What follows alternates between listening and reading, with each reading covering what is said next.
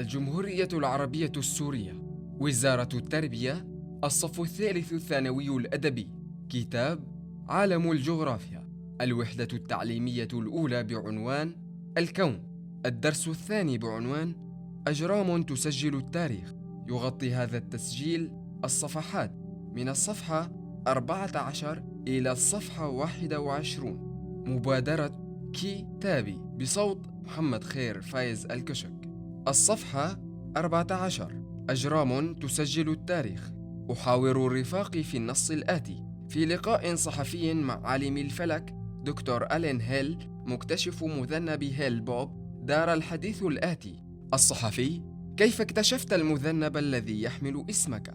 دكتور هيل: كنت كعادتي أراقب السماء بوساطة تلسكوب خاص، عندما لفت انتباهي نقطة صغيرة غير واضحة حولها الكثير من النجوم. ولمعرفتي بالمنطقة التي كنت أراقبها منذ مدة، منطقة كوكبة القوس، عدت إلى أطلس عمق الفضاء، فوجدت أن هذه النقطة غير موثقة فيه، فتابعت مراقبتها حيث أيقنت أنها مذنبا.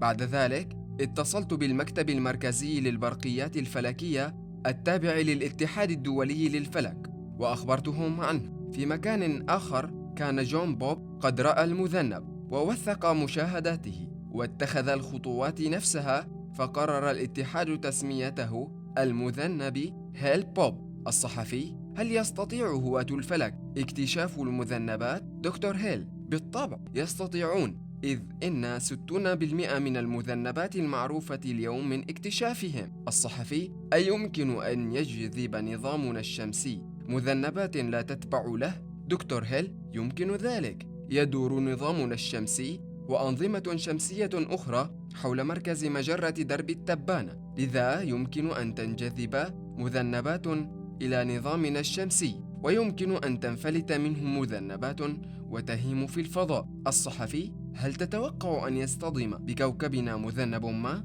دكتور هيل: إنه احتمال جدي ومنطقي، ولذلك تم ابتكار برامج للكشف عن أي جسم مذنب أو كويكب على مسار تصادمي مع الأرض مستقبلاً كبرنامج لينير. دكتور هيل: إنه احتمال جدي ومنطقي، ولذلك تم ابتكار برامج للكشف عن أي جسم مذنب أو كويكب على مسار تصادمي مع الأرض مستقبلاً كبرنامج لينير. المركبة روزيتا تستكشف المذنب الجليدي. يصعب دراسة المذنبات من سطح الأرض بسبب الهالة التي تحيط بنواة المذنب، لذلك أرسلت وكالات الفضاء بعثات متعددة لدراستها وسبر أغوارها، وأهمها المركبة روزيتا التي درست المذنب عن قرب، وأرسلت إلى الأرض تحليلات فيزيائية وكيميائية عن مكوناته وخصائصه. إذن لنرافق المركبة روزيتا في رحلتها لنتعرف المذنبات ومكوناتها ونفسر تشكلها. معلومة: يستغرق مذنب هيل بوب ليتم دورة كاملة حول الشمس 2400 سنة. معلومة: أصبحت سوريا عضواً في الاتحاد الدولي للفلك بتاريخ 30/8/2018 ميلادي. الصفحة 15: أقرأ وأحلل المعطيات الآتية ثم أجيب. أولاً: ما المذنبات؟ أجرام كونية بأحجام مختلفة غير منتظمة الشكل تدور في مدارات حول الشمس، مكونة من الغبار والغازات المتجلدة ونتفاً من الأحماض الأمينية. عندما يكون المذنب بعيداً عن الشمس فإن امتداده لا يزيد عن عدة كيلومترات، وعندما يقترب من الشمس فإن الرياح الشمسية تمكن المذنبات من تشكيل هالة وذيلين غباري وأيوني تعمل على نثر الضوء، فيغدو المذنب مرئياً متوهجاً ويمتد الذيل لملايين الكيلومترات، ومن هنا أتت تسميته بالمذنب. الصفحة 16: معلومة رقم 1: عند اقتراب المذنب من الشمس تتحول المادة المتجلدة الغاز والغبار التي احتجزها وحفظها لبلايين السنين إلى الحالة الغازية مباشرة دون المرور بالحالة السائلة فيما يعرف بالتسامي. معلومة رقم 2: هناك فرضية تفيد بأن المذنبات هي السبب في وجود المياه على سطح الأرض، فقد اصطدم أكثر من 1000 مذنب بالأرض عبر تاريخها الطويل، فحصلت بذلك على مخزونها المائي، وانتقلت إليها الأحماض الأمينية الضرورية للحياة. معلومة رقم 3: تشكل الأحماض الأمينية اللبنات الأساسية للحياة على كوكب الأرض، فهي المكونات الأساسية في تخليق البروتينات. وبناء على ذلك، فإن المذنبات عبارة عن سجلات تاريخية تسمح لنا بالعودة والتفتيش في ماضٍ سحيق، مختبرين أسرار الحياة وأصلها. أستنتج أقسام المذنب وبنيته. فيما يلي جدول من عمودين.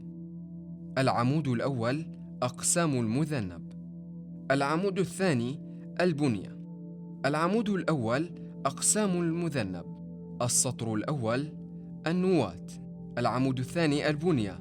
بنية النواة هي غبار وغازات متجلدة وأحماض أمينية. العمود الأول: أقسام المذنب. السطر الثاني: الهالة، السحابة الكروية.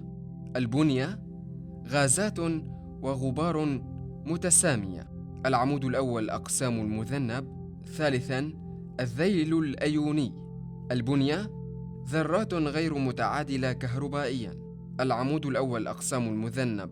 رابعاً: الذيل الغباري. البنية: الغبار. الصفحة 17: مخطط يصف مسار المذنب. الصفحة 18: أستنتج سبب دخول مذنبات إلى نظامنا الشمسي وانفلات مذنبات أخرى خارجه. يدور نظامنا الشمسي وأنظمة أخرى حول مركز حجرة درب التبانة، لذلك يمكن أن تنجذب مذنبات أو تنفلت منه. أفسر تغير شكل المذنب عند اقترابه من الشمس، لأن الرياح الشمسية تمكن المذنب من تشكيل هالة وذيلين، غباري وأيوني، يعمل على نثر الضوء، فيغدو المذنب مرئياً متوهجاً. ثانياً: فرضية نشوء المذنبات. أقرأ وأحلل ثم أجيب. تقول الفرضية أن المذنبات تأتي من حيزين هما حزام كيوبر الذي يقع بعد مدار كوكب نبتون، ويتكون من صخور وأجسام متجمدة وسحابة أوريت، وهي سحابة هائلة تحيط بالمجموعة الشمسية، تقع على مسافة بعيدة جدا عن الشمس، تقدر بنحو 50 وحدة فلكية. الوحدة الفلكية هي وحدة لقياس المسافة بين الشمس والأرض، وهذا يجعلها ثلاجة ضخمة تحوي ملايين الأطنان من الكتل الجليدية. الصفحة 19: ويعتقد أن مجموعتنا الشمسية في دورانها حول مركز مجرة درب التبانة تتعرض لقوى تجاذب وتنافر مع غيرها من مكونات المجرة، وهذا ما يعرض كل من حزام كايبر وسحابة أوريت لشد وضغط يدفع ببعض الكتل الموجودة فيها إلى الانفلات، ليرسم مداراً مستقلاً يخترق المجموعة الشمسية وهو يدور حول الشمس. معلومة: سحابة أوريت لم ترصد مباشرة قط، وقد يسعى العلماء لاستكشافها عن قرب في المستقبل القريب، وهي مصدر المذنبات طويلة المدار التي تزيد مدة دورانها حول الشمس عن 200 سنة.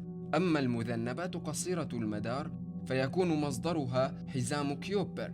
بعد قراءة الفرضية السابقة أبين نقاط القوة والضعف التي أجدها فيها معللاً إجابتي. نقاط القوة ونقاط الضعف. هل يمكن لحياة المذنب أن تنتهي؟ إذا كان جوابك نعم، فما الآلية التي تنتهي بها حياة المذنبات؟ نعم، تصغر كتلة المذنب كل مرة تمر بها حول الشمس، ويتبخر بالقرب من الشمس أو ربما تنتهي به بالاصطدام. إذا كان جوابك لا، فبين وجهة نظرك مؤيدا رأيك بالأدلة العلمية. الصفحة 20: ورقة عمل لوحدة الكون. أولاً، أصوغ بأسلوبي كتابة أو رسم مخطط علاقة تفاعلية تربط بين أغلفة الأرض. هناك علاقة تفاعلية تربط أغلفة الأرض لدينا محيط غلاف مائي تحصل فيه عملية تبخر. يقوم البخار بالتصاعد نحو الأعلى، الغلاف الجوي، فيتشكل سحب تحملها الرياح لتصل منطقة معينة، تبرد فوق الجبال وتسقط على شكل أمطار، وبالتالي تعمل هذه الأمطار على تفتيت الصخور وتشكل بيئات تنمو فيها النباتات.